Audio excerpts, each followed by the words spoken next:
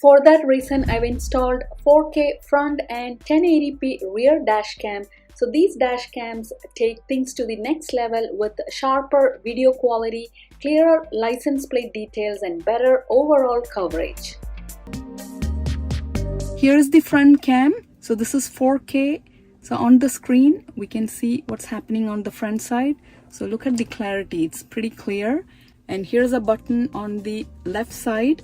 So short press for 3 seconds, it will take a picture. Successful photo. So now it took a picture. Again click. Here's the rear cam view. One more click. Here's the front cam view.